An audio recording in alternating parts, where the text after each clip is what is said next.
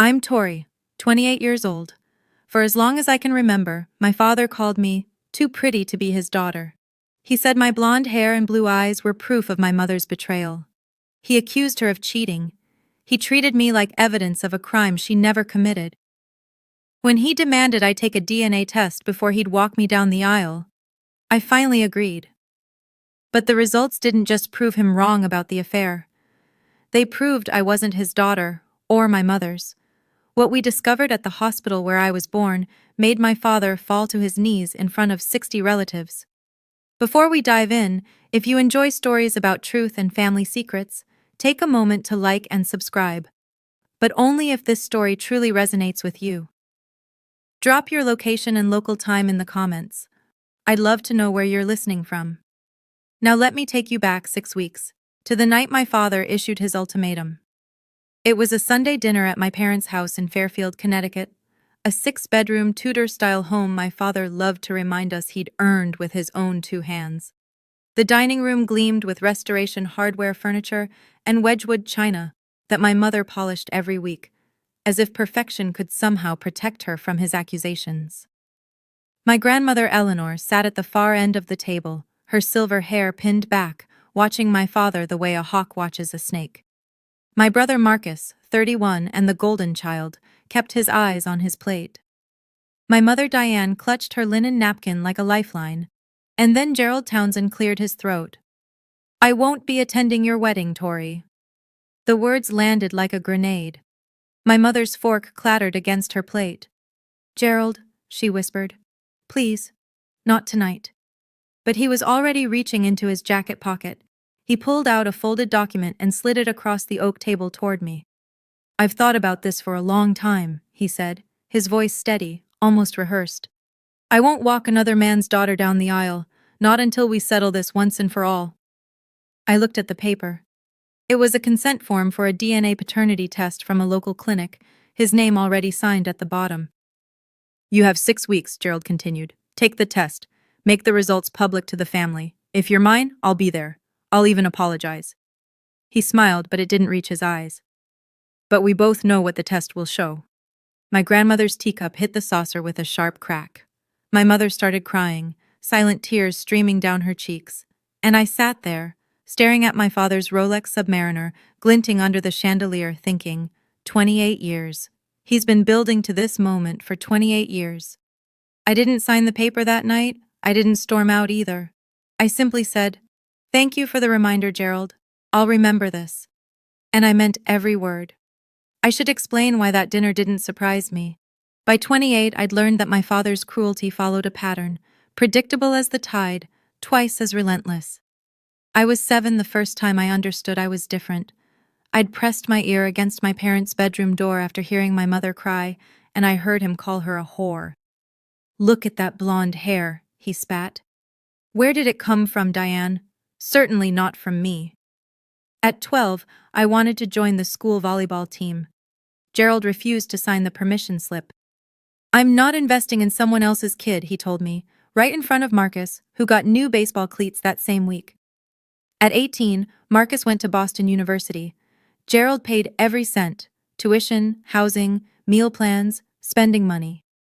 When I got accepted to nursing school, he looked at me across the same dining table and said, "Your real father can pay for yours." So I took out loans. I worked double shifts at a diner. I graduated 6 years later with $60,000 in debt and a degree I'd earned without his help. The worst part wasn't the money or the missed opportunities. It was watching what his accusations did to my mother. Every argument they had, every disagreement about anything, bills, vacations, Marcus's career, somehow circled back to me. I was his weapon, his evidence, his constant reminder of her alleged betrayal. The night before I left for college, my grandmother Eleanor pulled me aside. "Keep every document from the hospital where you were born," she said, her grip firm on my wrist. "Your birth certificate, any paperwork. I have a feeling we might need them someday." I didn't understand then, but I kept the papers.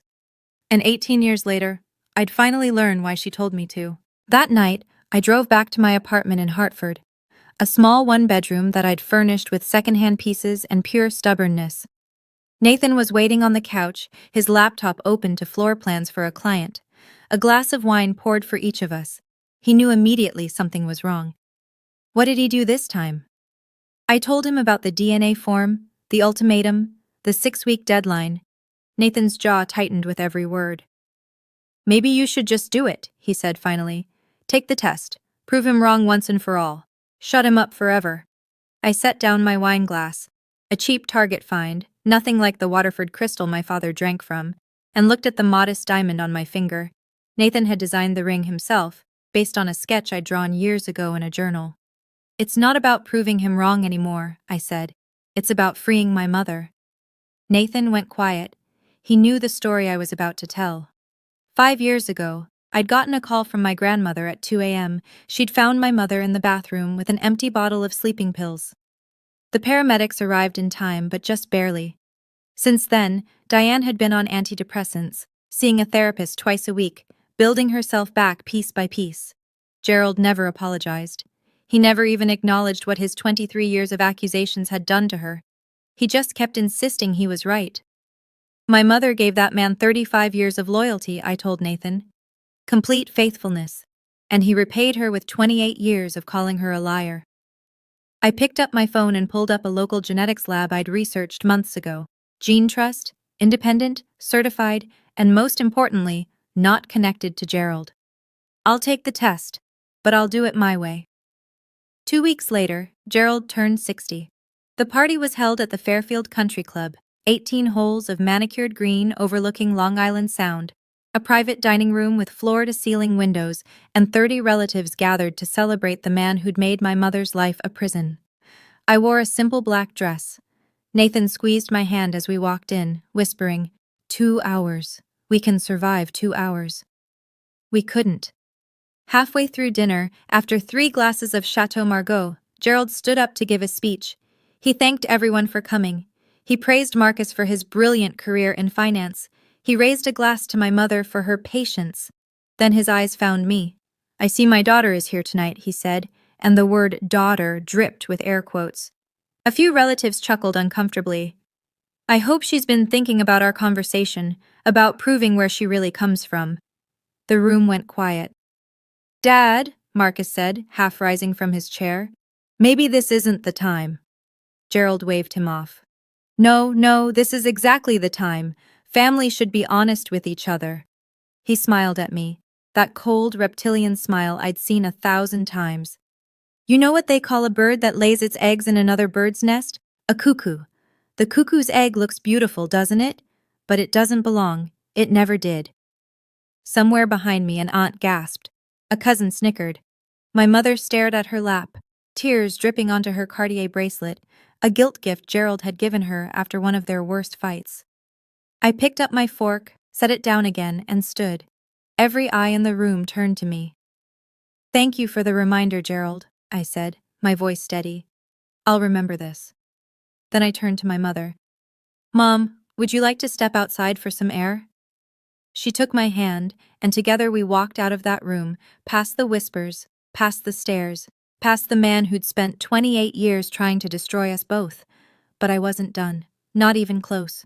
My grandmother caught up to us in the parking lot, her heels clicking against the asphalt like gunshots. Tori, wait! I turned. Eleanor Whitmore was 78 years old, with posture like a queen and eyes that missed nothing. She'd never liked Gerald. That man thinks he's God's gift to engineering, she'd told my mother before the wedding. But he's just a small man with a big ego. Now she looked at me with something I'd never seen in her face before. Urgency. There's something I need to tell you, she said, glancing back to make sure Gerald hadn't followed. Something I should have told you years ago. She led us to a bench overlooking the golf course. The sun was setting, painting the sky in shades of orange and pink, and my grandmother's voice dropped to barely above a whisper. The night you were born, she said, something strange happened at St. Mary's Hospital. I felt my mother stiffen beside me.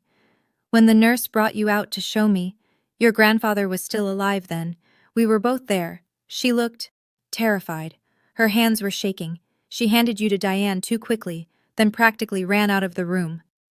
Mom, Diane said, her voice cracking. You never told me this. I tried to investigate.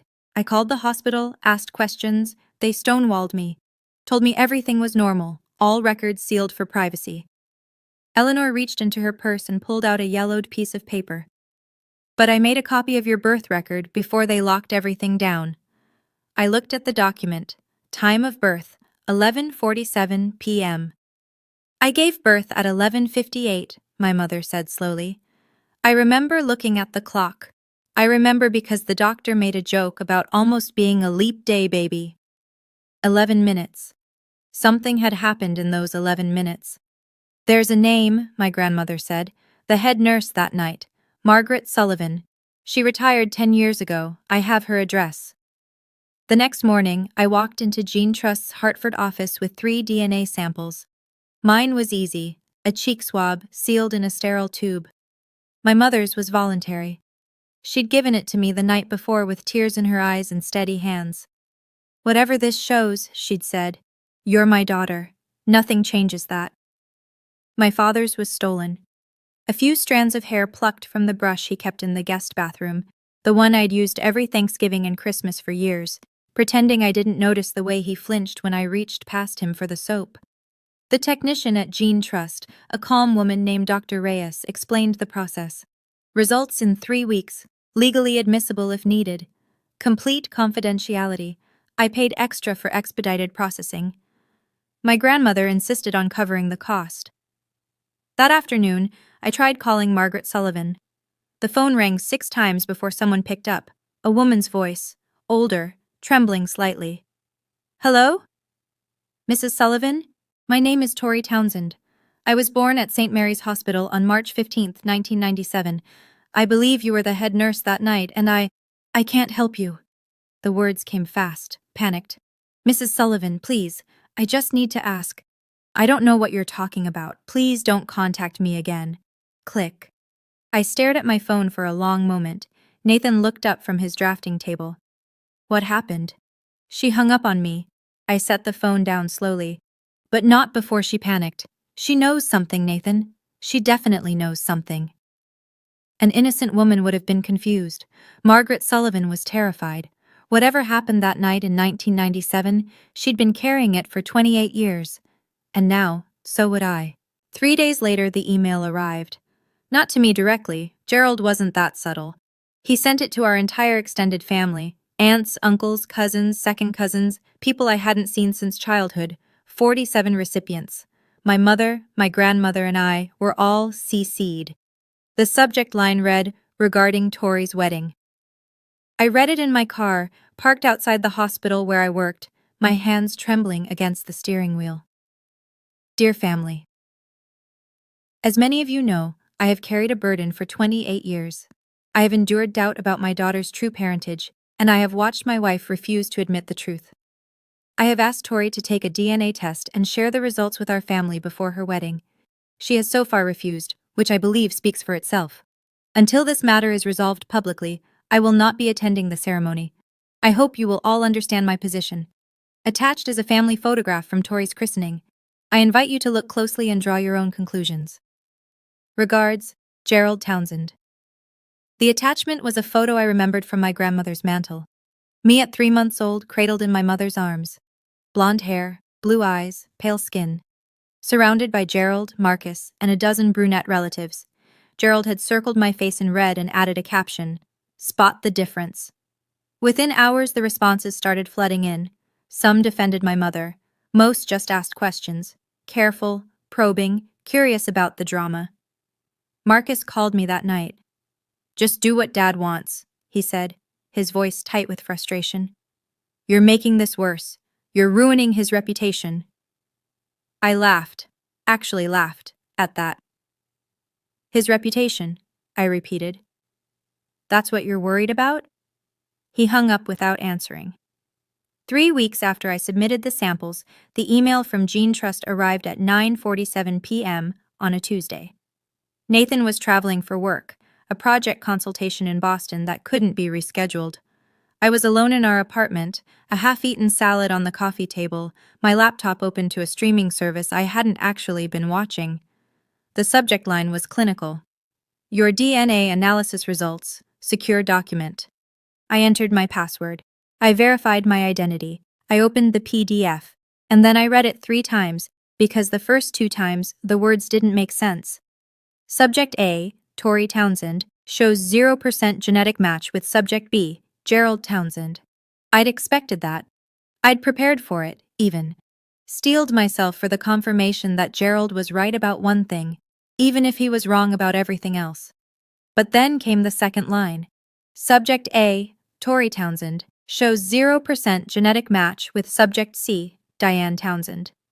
I stopped breathing. 0%. Not my father's daughter. Not my mother's daughter. I called Gene Trust's after-hours line, my voice cracking as I demanded to speak with someone, anyone, who could explain this. A technician walked me through the results. No contamination, no errors, no possibility of a mistake. The samples were clear, the science was conclusive. I was not related to either of my parents, which meant my mother had never cheated. Gerald had been wrong about that for 28 years, but it also meant something else. Something impossible. If Diane Townsend didn't have an affair, if she'd been faithful, like she'd always claimed, then how was I not her biological daughter?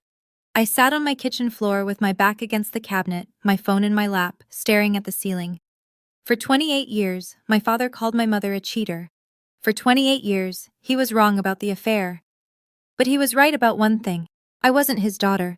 The question was, whose daughter was I? I drove to my parents' house the next morning, timing my arrival for 10 a.m. Late enough that Gerald would be at his golf game, early enough that my mother would still be in her robe, drinking Earl Grey in the sunroom. She looked up when I walked in, and her face immediately creased with concern. Tori, what's wrong? I sat down across from her and handed her my phone with the Gene Trust report on the screen. I watched her read it. I watched the color drain from her face, watched her lips move silently as she read the numbers again and again. When she finally looked up, her eyes were wild. "This is wrong," she whispered. "This has to be wrong." "I called the lab, triple-checked everything. There's no mistake, Mom." "But I gave birth to you." Her voice rose, cracking on the edges. "I was in labor for 14 hours. I felt you come out of my body. I saw you, Tori. You were red and screaming and mine." I took her hands in mine. They were ice cold. "I believe you," I said. "Which means there's only one explanation. Something happened at the hospital. Someone switched us." The silence stretched between us like a wire about to snap. "The time," my mother said suddenly. "The birth certificate says 11:47, but I remember I was watching the clock because the contractions were so bad. You were born at 11:58. I always wondered about that discrepancy." 11 minutes.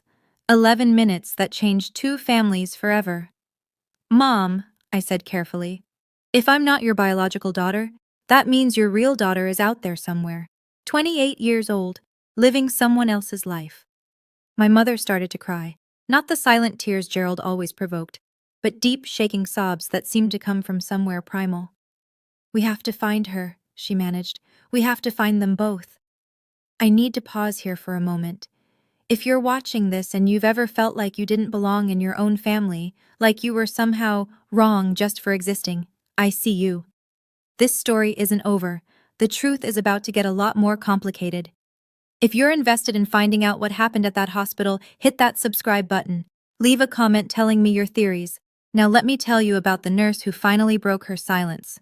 Gerald found out about the DNA test before I could prepare. Marcus, always the obedient son, had seen the Gene Trust confirmation email on my mother's phone while visiting for lunch. Within an hour, my phone was ringing. "So?" Gerald's voice was triumphant before I'd even said hello. "What did it say? Was I right?" I didn't answer. I couldn't figure out how to explain that he was right and wrong at the same time. My silence told him everything he needed to know. "I knew it." He laughed, actually laughed. A sound of pure vindication. 28 years, Tori. 28 years I've been telling everyone and no one believed me. But I was right. I was right all along. "Gerald, does your mother know?" "Of course she knows. She's probably crying right now, trying to figure out how to spin this." I could hear him pacing, his excitement barely contained. "I'm sending another email, to everyone, this time with proof." "You don't understand." "I understand perfectly. "You're not my daughter. Your mother lied to me for almost 3 decades, and now everyone will know exactly what kind of woman Diane Townsend really is." He hung up before I could explain that Diane hadn't lied, that she'd been telling the truth all along, that the real story was something none of us had ever imagined. Within the hour, Gerald called my mother and told her to pack her bags. "I want you out of my house by the end of the month," he said. "I'm done with your lies." My grandmother drove over immediately to stay with her. When I arrived that evening, I found them both in the living room. My mother curled into the couch like a wounded animal, my grandmother standing guard like a silver-haired sentinel. "He thinks he's won," I said quietly. My grandmother looked at me with those sharp, knowing eyes. "Then let's show him the rest of the story." The next 3 days were the hardest of my life. I considered canceling the wedding, not because of Gerald, but because I couldn't bear the thought of my mother's vindication being overshadowed by white tulle and champagne toasts. Nathan refused. "We're getting married," he said, holding my face in his hands. "Period. Your father's issues are not our issues. We don't postpone our life for his tantrum."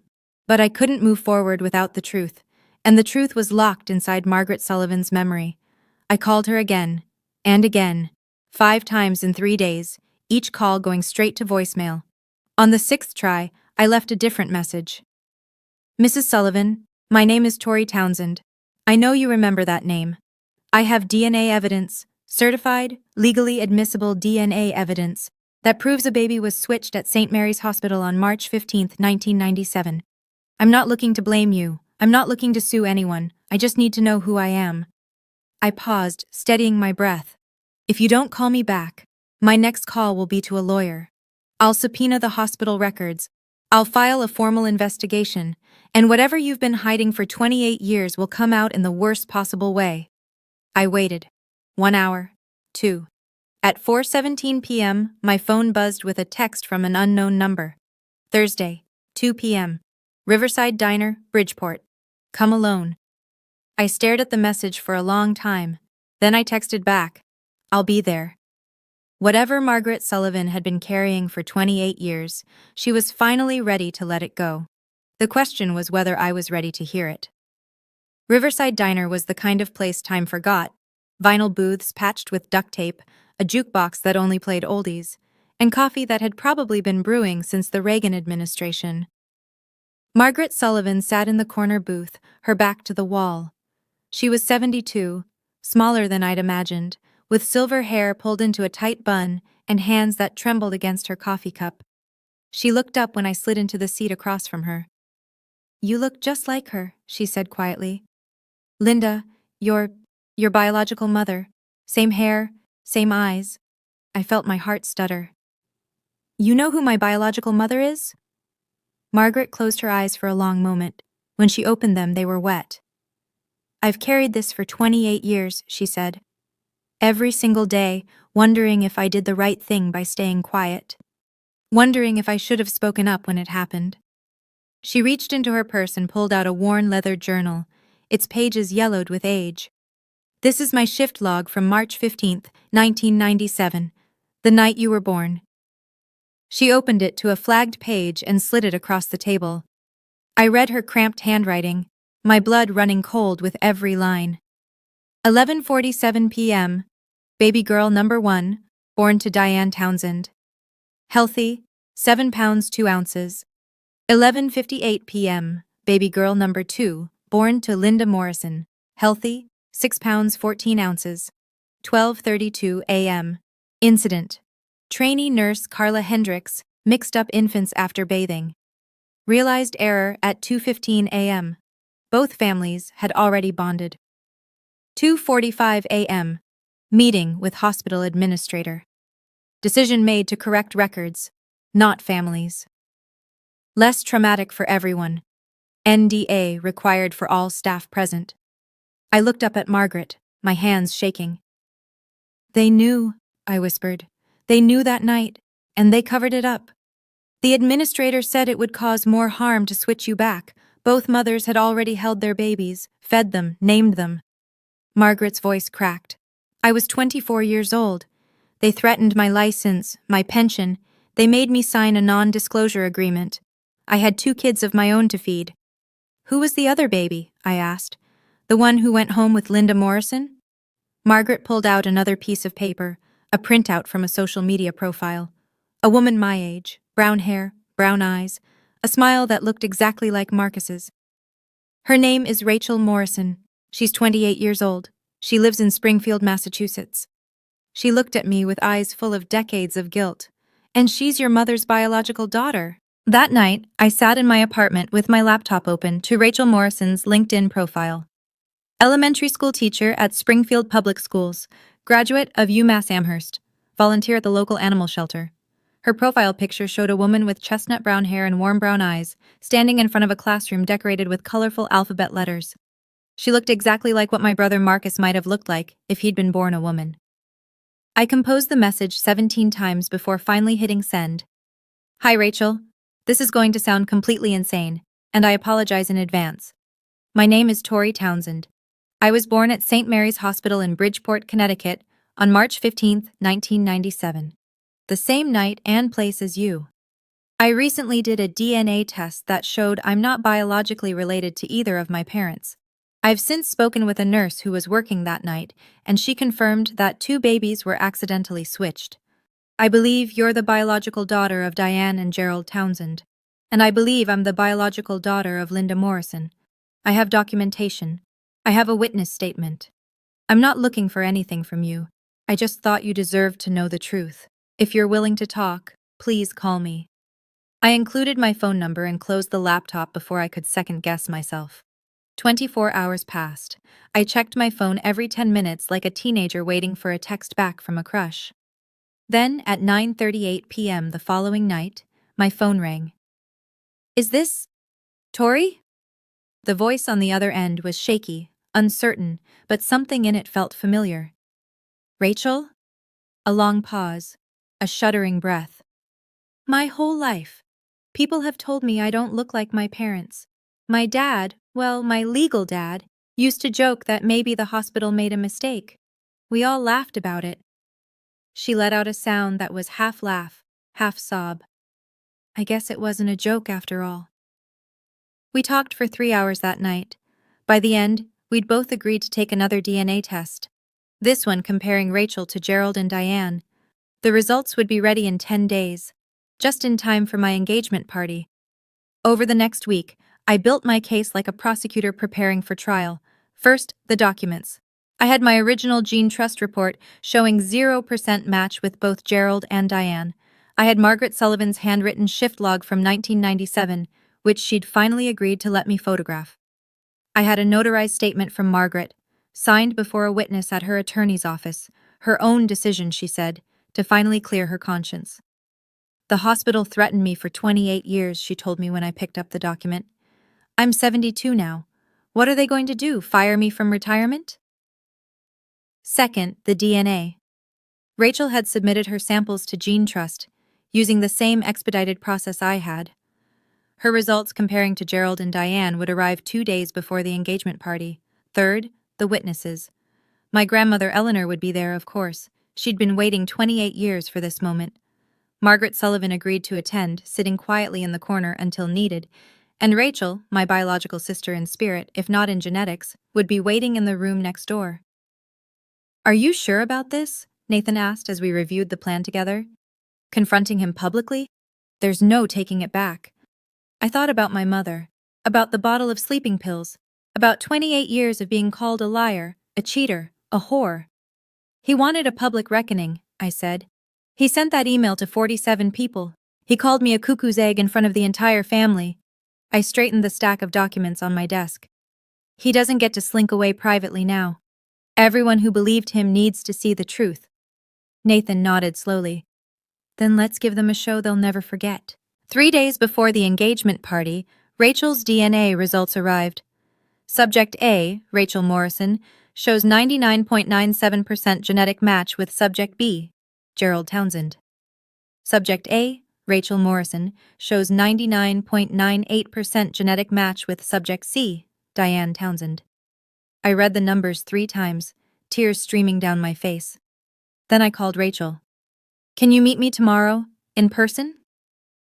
We chose a Starbucks halfway between Hartford and Springfield, neutral ground for two women whose entire lives had just been rewritten by science. She was already there when I arrived, sitting at a corner table with two untouched lattes. When she saw me, she stood up so fast, her chair nearly tipped over. For a long moment, we just stared at each other. She had brown hair, brown eyes, a strong jawline that I'd seen on Marcus 1,000 times, a subtle dimple on her left cheek, the same one Gerald had. And I had blonde hair, blue eyes, a button nose and fair skin that matched the photos Margaret had shown me of Linda Morrison. We were strangers who should have been sisters. Sisters who were raised by the wrong families. "This is so weird," Rachel whispered. Then she laughed, and I laughed.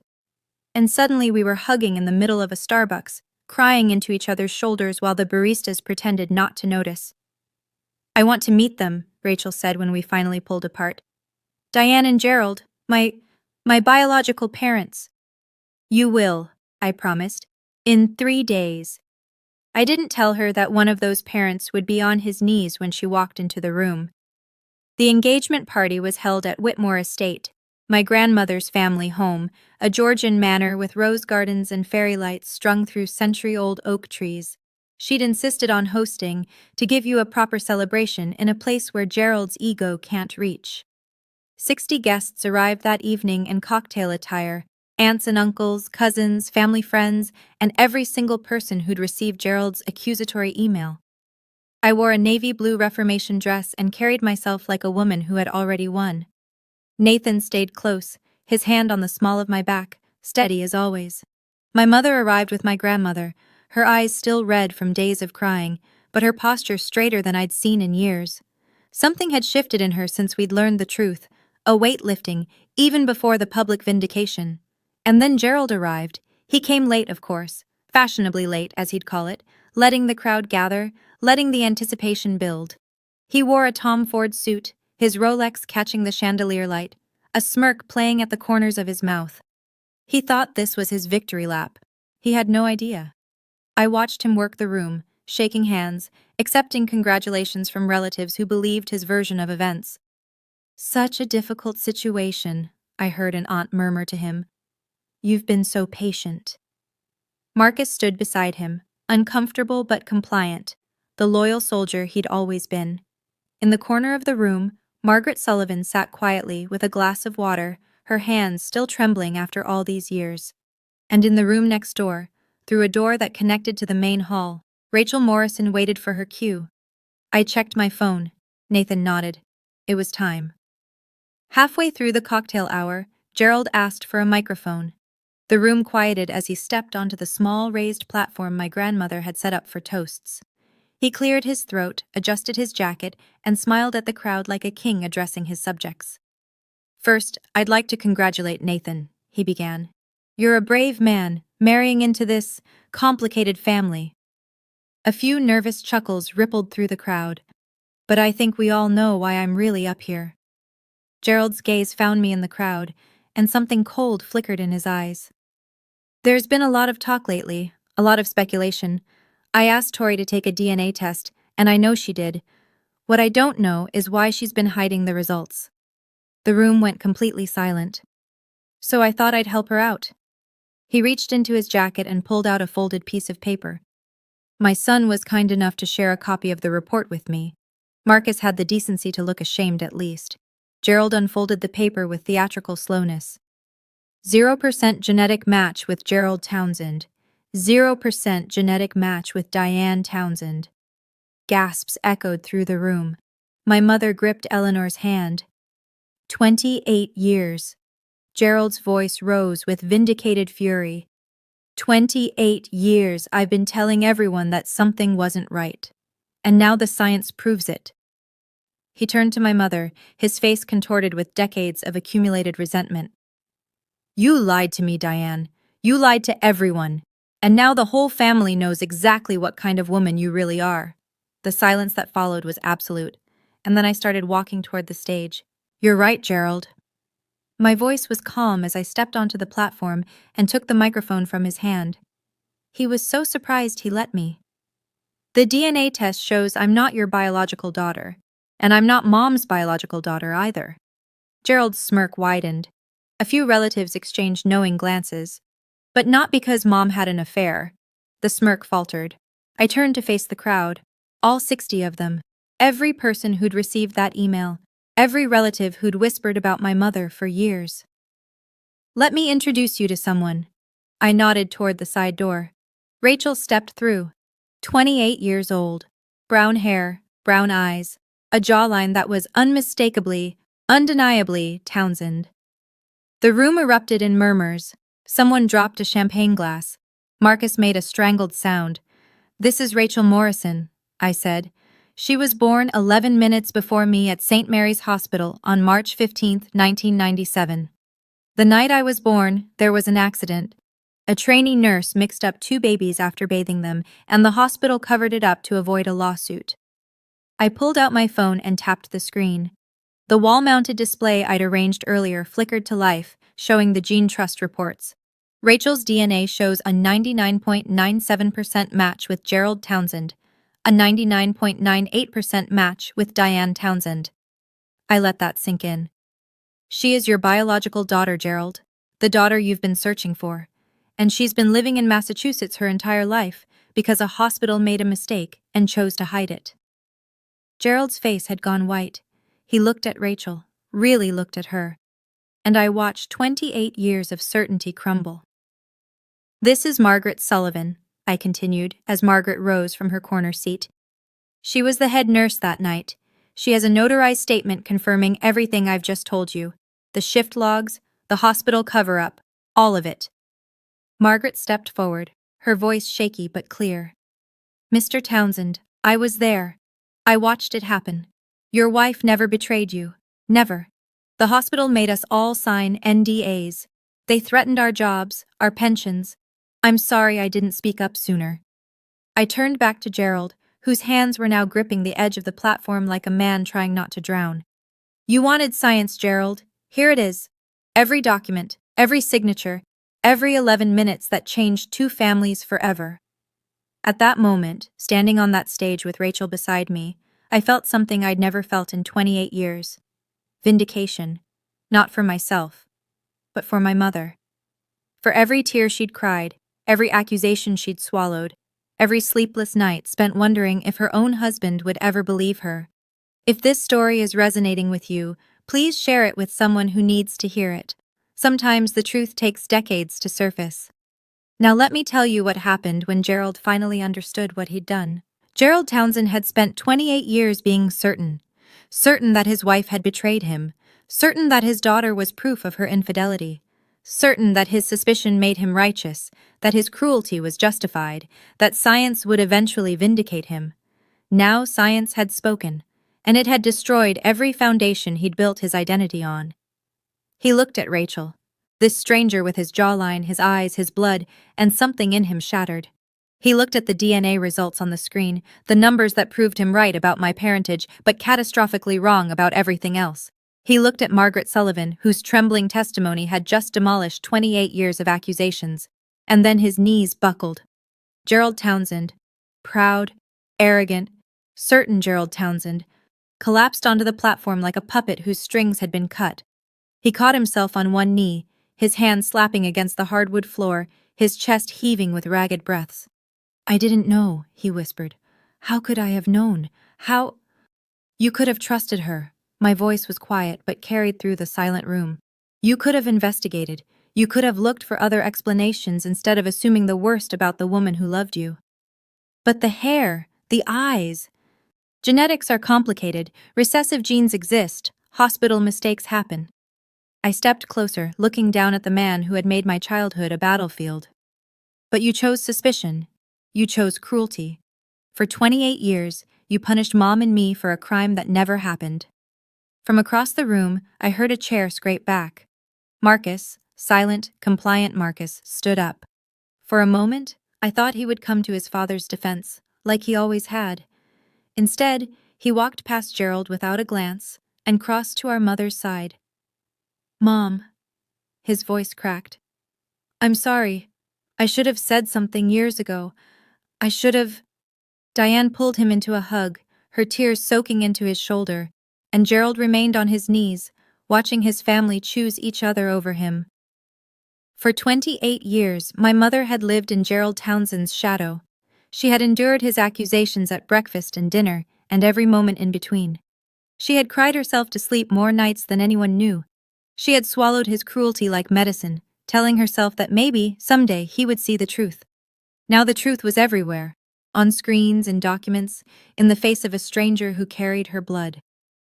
Diane stepped forward slowly, her heels clicking against the hardwood floor. The crowd parted for her. Even Marcus stepped aside.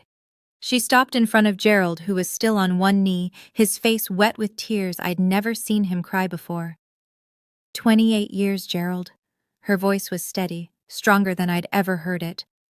28 years, I stayed because I loved you. Because I believed that someday you would trust me. Because I thought our family was worth fighting for. Gerald looked up at her. Diane, She raised her hand, cutting him off. Not yet. You don't get to apologize yet. The room held its breath. You owe me an apology in front of every person who received that email.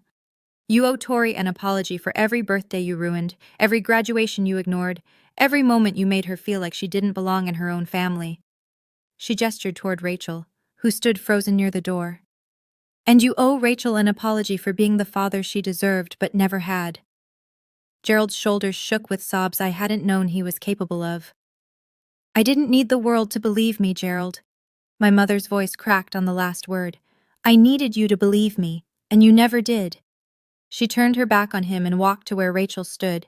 Hello? She said softly, tears streaming down her face. I'm your mother.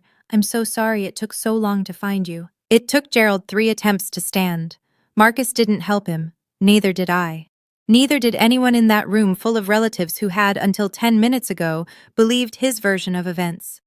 He gripped the edge of the platform, pulled himself upright, and reached for the microphone I'd set down. His voice, when he spoke, was barely recognizable. Hoarse, broken, stripped of every ounce of the arrogance I'd known my entire life. I was wrong. 3 words, 28 years overdue. I was wrong about Diane. She never... His voice cracked. He tried again. She never betrayed me. I accused her for nearly 3 decades, and I was wrong. He looked at me, and for the first time in my life, I saw something other than suspicion in his eyes. Tori, I took things from you that I can never give back. Your childhood, your trust, money that should have been yours. He swallowed hard. I'll repay your student loans, all of them. It's not enough, but it's a start. Then he turned to Rachel, this stranger who was his daughter, this woman he'd never held, never known, never had the chance to disappoint. I don't know what to say to you. You're my daughter, and I've missed everything. Your first steps, your graduations, your entire life. His voice shattered on the words. That's something I'll regret until the day I die. Rachel was crying too. We all were at this point, but her voice was steady. We can start now, she said, if you're willing to actually be a father, instead of a judge. Gerald nodded, unable to speak. My grandmother stepped forward and handed him a tissue from her purse. Clean yourself up, Gerald, she said, not unkindly. You have a lot of work ahead of you. 1 week after the engagement party, I drove to Springfield, Massachusetts. The house was a modest colonial in a quiet suburb. White siding, blue shutters, a garden of wildflowers that had clearly been someone's labor of love. A far cry from my grandmother's estate or Gerald's Tudor mansion, but warm in a way those houses had never quite managed. Linda Morrison answered the door before I could knock. She was 56 years old, with blonde hair streaked with silver and blue eyes that were an exact mirror of my own. Looking at her was like looking into a time machine. This was who I would become in 30 years. Tori, her voice caught on my name. I've been staring at your picture all week. I kept thinking I was dreaming. She pulled me into a hug that smelled like lavender and something else I couldn't identify. Something that felt, impossibly, like home. We sat in her kitchen for 4 hours.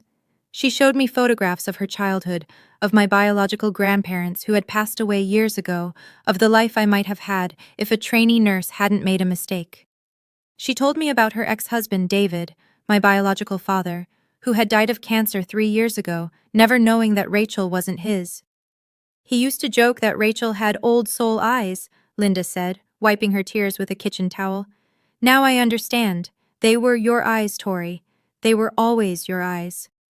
I showed her pictures of my childhood, too. The blonde baby in a house full of brunettes, the girl who never quite fit, the woman who had finally found out why. I don't want to replace Diane, Linda said. She raised you. She's your mother. She is, I agreed. But maybe there's room for one more? Linda's smile could have lit the entire house. I'd like that, she said. I'd like that very much. 2 months later, I married Nathan Miller in the rose garden of Whitmore Estate, surrounded by fairy lights and family, both the one I was born into and the one I was raised by. My mother walked me down the aisle. Not Gerald. My mother. She wore a champagne-colored dress and held her head high, her steps steady for the first time in decades. Beside her, I wore a Vera Wang gown that she and my grandmother had insisted on buying for me. A proper wedding dress for a proper wedding, Eleanor had declared. Gerald sat in the second row, quiet and diminished. He didn't protest when I'd told him he wouldn't be walking me down the aisle. He didn't argue when I explained that this was my mother's moment, not his. He just nodded and said, I understand. It was a start. Rachel stood with my bridesmaids, wearing a deep green dress that brought out the brown in her eyes. Our mother's eyes, Gerald's eyes. She'd met the Townsends properly in the weeks after the party, tentative lunches and careful conversations that were slowly building towards something like a relationship. Linda Morrison sat in the front row of the guest section, a place of honor. She waved when she caught my eye, her own eyes shining with tears. My grandmother rose to give a toast. This wedding is not just about two people, Eleanor said, raising her champagne glass. It's about two families finally finding their way back to the truth. It's about a daughter who refused to accept a lie, and a mother who waited 28 years to be believed. She looked at me, then at Rachel, then at Diane. To truth, she said, however long it takes. To truth, the room echoed, and I drank to that. The lawsuit took 8 months. Rachel and I filed jointly against St. Mary's Hospital, represented by a medical malpractice attorney my grandmother had found. A woman who specialized in wrongful birth cases and had, she told us with a thin smile, a particular interest in institutions that think they can cover up their mistakes. Margaret Sullivan testified, her notarized statement backed by the original shift logs she'd kept hidden for 28 years. The hospital's lawyers tried to discredit her, citing her age, her NDA, her delayed disclosure. It didn't work. Internal documents surfaced during discovery, emails between hospital administrators discussing the incident, memos about risk mitigation, a budget line item labeled potential liability settlement that had been quietly renewed every year since 1997. They'd known. They'd always known. And they'd spent nearly 3 decades praying no one would find out. In the end, the hospital chose to settle rather than face a jury. $450,000 to each family for a total of $900,000. A public apology, printed in the local paper, mandatory improvements to their newborn identification protocols, and the resignation of the administrator who had ordered the cover-up, long since retired but now publicly named. We didn't sue for revenge, I told a reporter who showed up at the courthouse steps. We sued so no other family would spend 28 years living a lie that a hospital could have corrected in one day. Margaret Sullivan was granted immunity from any personal liability in exchange for her cooperation. She sent me a card afterward, her handwriting shaky but clear. Thank you for giving me a reason to finally tell the truth. I can sleep now. I kept it in a drawer with my birth certificate, the real one, the one that said 11:58 p.m., the one that told the truth. 6 months after the wedding, Gerald invited me to dinner. Just the two of us.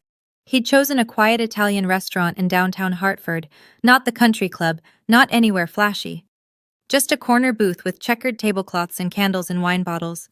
He looked older than he had at my engagement party. Grayer. Smaller somehow, as if the weight of his confession had physically diminished him.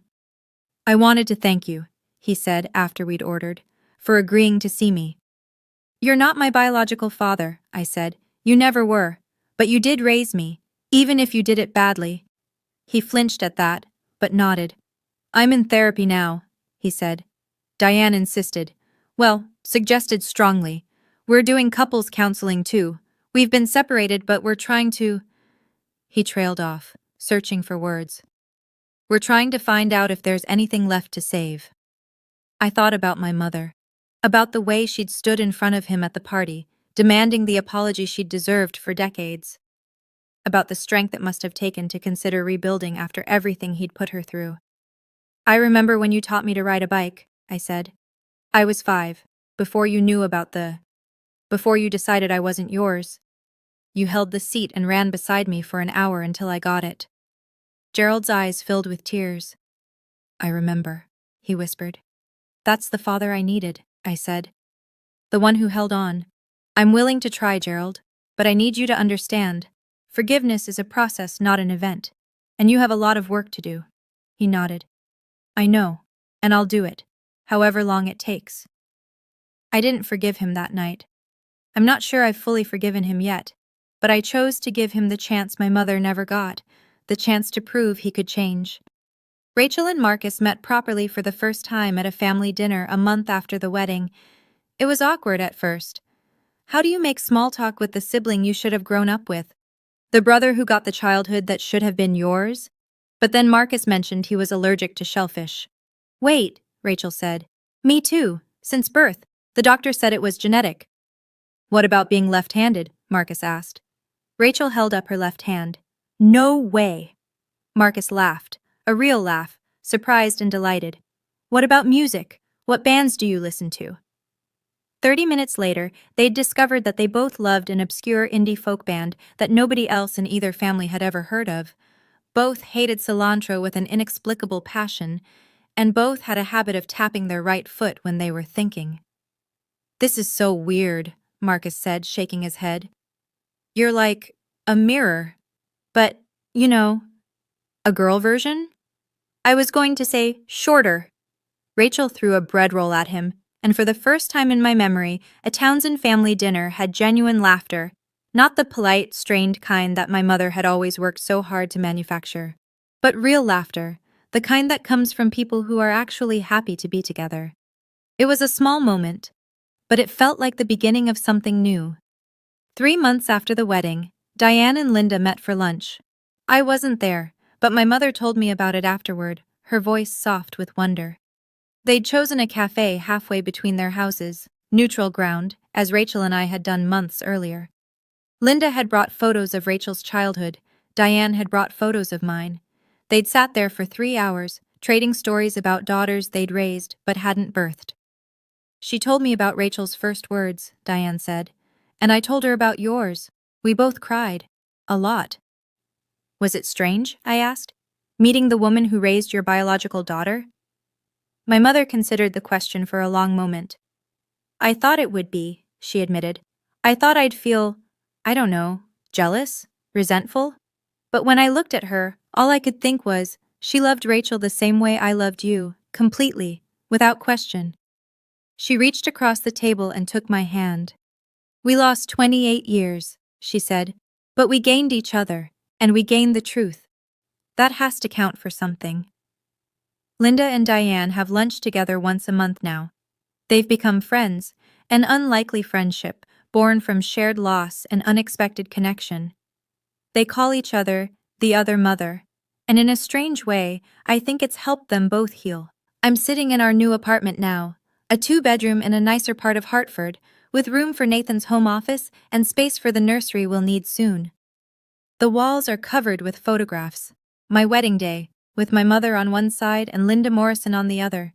Rachel and me at Thanksgiving, our first holiday together. My grandmother Eleanor, looking triumphant at her birthday party last month. Nathan is in the kitchen making dinner. Something complicated with too many ingredients. He's been on a cooking kick lately. I've been thinking a lot about the past year. About identity and family and what it means to belong.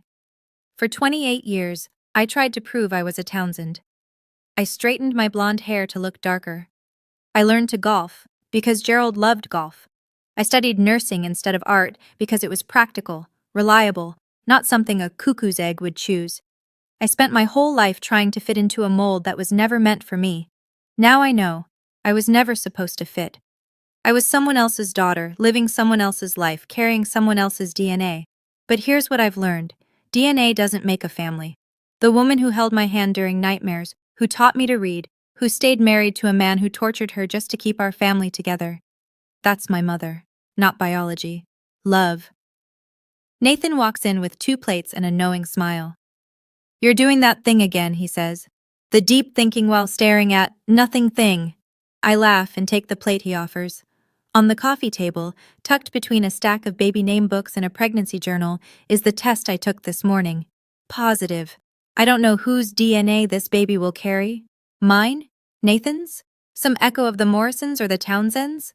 But I know one thing for certain.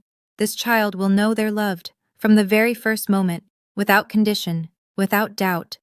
That's the only proof that matters. If you're watching this, and you've ever been accused of something you didn't do, by a parent, a partner, anyone who should have trusted you, I want you to know, the truth has a way of surfacing. Sometimes it takes 28 years. Sometimes it takes a DNA test and a brave nurse with a guilty conscience. But it surfaces. Don't let anyone's suspicion define your worth. And if you're the one doing the accusing, ask yourself, is my certainty worth destroying the people I love? My father spent 28 years being certain. He was certain my mother cheated. He was certain I wasn't his. He was certain his cruelty was justified. He was wrong about all of it. Trust is a choice. Doubt is easy. But 28 years of doubt can destroy a family. 28 years of trust could have saved mine. Thank you for listening to my story. If it touched you, share it with someone who needs to hear it. Check the description for more stories like this one. Until next time, trust the truth, even when it's hard.